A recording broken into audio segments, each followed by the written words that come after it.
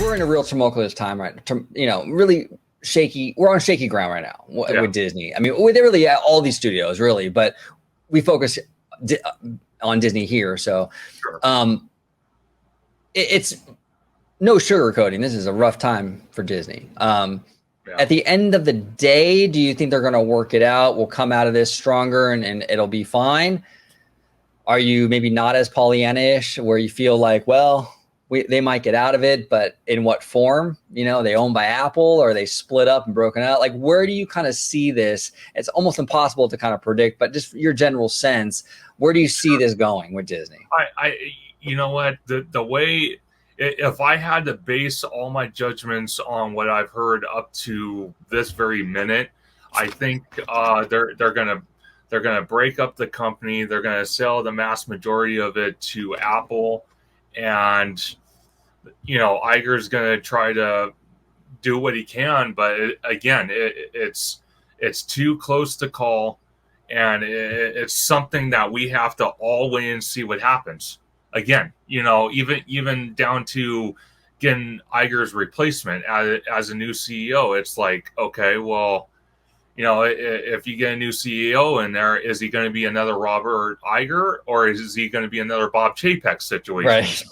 We have to worry about that. And then, with the whole thing about splitting up all the streaming services, especially ESPN, and outsourcing it. And then you got, Apple looking to buy Disney and Disney looking to get rid of ABC. Again, it's a wait and see game, and whatever they do and however they do it, whether they split it up in the sections or they do it all at once, it's just kind of, we have to see what the ripple effect is. That's basically what once the ripple effect happens, it's all out there. It's no longer speculation. It's no longer rumor, and it's out there. Then at that point, it's kind of wait and see what the consumer thinks about it. Because people post their thoughts all the time on social media. So it's kind of at that point. Yeah, it's interesting. The pendulum always kind of swings back the other direction. And what I mean by that is like with politics, for example, right? Sure. When the country votes in a Republican president, and maybe we have Republican House and Senate, right? And we get a lot of conservative stuff happening. Sure. Typically what happens after a period of time like that is that we get more Democrats then. The pendulum swings and kind of brings things to the middle again, right? It happens over and over again. We see this all the time in politics. The Republicans have control, then the Democrats, and that pendulum is always kind of evening out.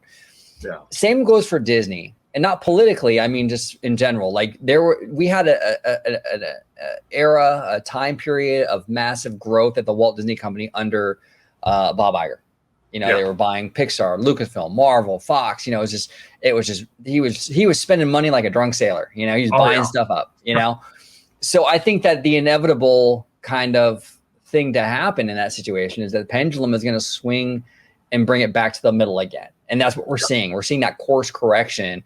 So you're right. I think you are going to see things sold off, linear TV networks or this, that, and the other. It could be anything, but we're going to get a smaller Disney company. It's going to course correct itself. That pendulum will swing more towards the middle. And that's where we'll be. I think that we saw so much growth that the correction was almost inevitable, as Thanos would say. Definitely. And, by Disney making themselves smaller, I'm kind of curious on a Universal Comcast standpoint how they respond to that. That's the other side of this, because Comcast is, with Universal, they're side by side in a way like of competitive type standpoint. So I'm kind of curious what they're going to do when all this goes down. Oh yeah, no, it's huge. It's absolutely huge. It's going to be very, very interesting to see how this whole Epic Universe thing pans out. How does that affect the Florida market? Is it going to cannibalize? Is it going to take away from Disney? Or is Epic Universe going to take away from Universal? Are people just going to do 2 of the 3 Universal parks? We don't know. We have no idea. It could cripple Disney. It could hurt Universal's own parks. I mean, we just don't know yet. Very curious how that's going to pan out. I'm very curious. just in general, it seems like Comcast is very thirsty, very hungry to sort of take on Disney and beat them. And we'll see if they can succeed. Disney's had other entities kind of come for its throat in the past. I don't know how old you are, but in the mid 90s, Katzenberg, when he left Disney, he started DreamWorks with Spielberg, right? With Spielberg and Geffen, David Geffen. I remember the headlines back in 94, 95. Disney's done. You have Katzenberg and Spielberg here making animated movies. This is going to cripple the mouse. And DreamWorks Animation actually did very well with their Shrek franchise and various things, but it was never really the entity that crippled or took down Disney. No. But that doesn't mean that something like that can't emerge and actually do that. It doesn't mean that just because DreamWorks was unsuccessful in doing that, that maybe Universal now can do that, you know? So we'll see how that works out. It's fascinating, dude. It's really, really fascinating. The entertainment wars continue. They rage on. Oh yeah, and like you're saying with Epic Universe, the whole thing is once that park's built and all the rides are open, all the shows, whatever they put in there, you know, obviously it's going to be the shiny toy. Everyone wants to go to it. It's like out here in Hollywood right now. I was just there the other day, and I have to tell you, Nintendo, that small land, they had to clear the land probably about 4 times. That's how crammed it got. Then you have, you know, the new Toad meet and greet.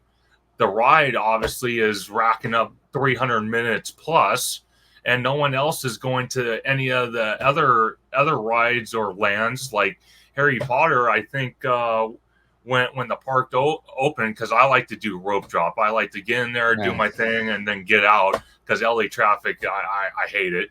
But when it opened, Harry Potter, the Forbidden Journey, and the little mini roller coaster, which don't even get me started on that, they were like 5-minute waits. And, you know, Nintendo are already not even an hour in to the park opening, and it's already over 90 minutes. So it's like, you know, I feel the same thing's going to happen with Epic Universe.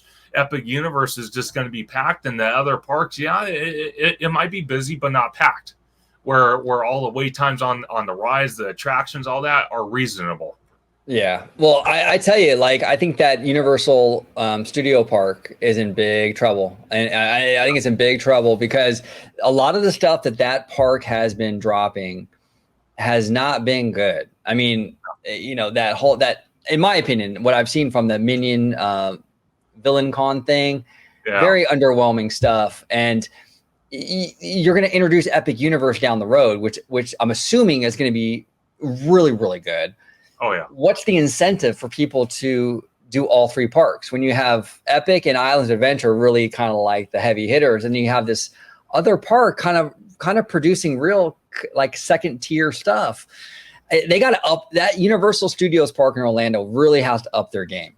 Absolutely. Really has to up their game. I think the only saving grace for that park is that, from what I understand, it's connected, right? Like the Diagon Alley and Wizarding World with the train. Yeah.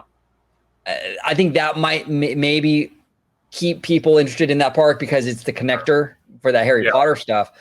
But I still think they got to up their game. I think they really have to do something in that park to be a significant draw, because the other parks seem like they're outflanking it like crazy.